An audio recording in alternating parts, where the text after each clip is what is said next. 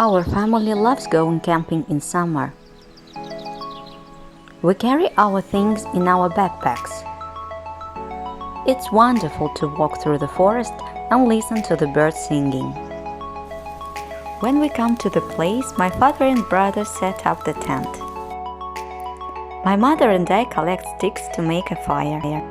We bake potatoes and roast sausages and marshmallows.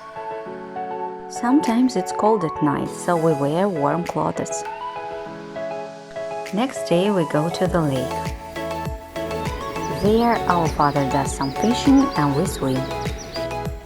I always have a great time with my lovely family there.